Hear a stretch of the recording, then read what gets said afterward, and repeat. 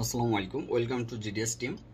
তো আজকের যে টপিক, আমাদের রাতে বেশ কিছু ক্লাস পাবেন এবং তার ভিতরে আপনার আনলক টুলে লেটেস্ট যে সকল ফোনগুলো বাইপাস করতে গেলে আপনাদের যে সকল ইরর আসতেছে এগুলা কেন আসে এবং কিভাবে সমাধান করবেন সব কিছু পাবেন।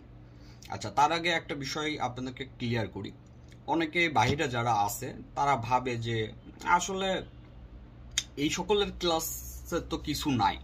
অনেকেই ভাবছে আনলক টুলে সাপোর্ট চলে আসছে, আনলক টুল অ্যাক্টিভ করে নিলেই তো হয়ে গেল, অথবা আনলক টুলে সাপোর্ট চলে আসছে তো ইজি কাজ 2 মিনিটে হয়ে যাবে। এখন এটা বলা এক জিনিস আর করা এক জিনিস। আপনি একটা জায়গায় যাই দেখলেন ওই টুলসে অথবা ওই ডিভাইসে সাপোর্ট আছে, এইটা এক জিনিস, আর ওই কাজটা আপনি সাকসেস করে তোলা এটা এক জিনিস।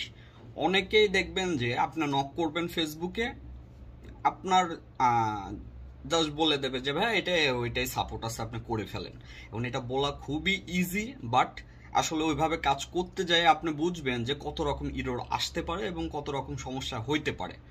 আবার একটা জিনিস, একজন করছে তার কাছে ইরর আসে নাই, ওই কাজই আপনি করবেন, ইরর আসতেই পারে। তো সেটা তখন আপনাকে বলবে আমি করছি ভাই, আমার তো আসি নাই।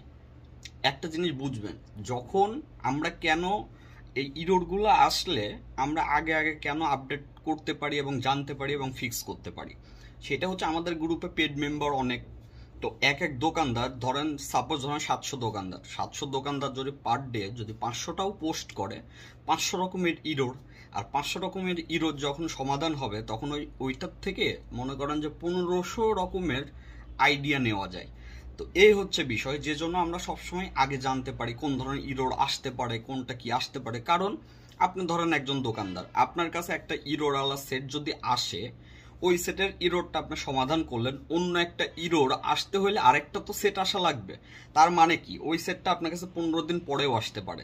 তো আপনার ওইটা কিন্তু বের করতে, ইরোডের সমাধানটা বের করতে অনেক টাইম লেগে যাবে, যেটা আমাদের জন্য আসলে কোনো বিষয় না এবং লাগেও না। তো এই হচ্ছে বিষয়। আজকে রাতে বেশ কিছু ক্লাস পাবেন, মনোযোগ সহকারে অ্যাক্টিভ থাকবেন GDS টিম মেম্বাররা। আপনার জাস্ট ফোকাস রিসেন্ট ফাইলে ক্লিক করবেন, ক্লাস আপলোড হওয়া মাত্র ডাউনলোড করবেন এবং ক্লাসগুলো দেখবেন। তো সবাই ভালো থাকবেন, আসসালামু আলাইকুম।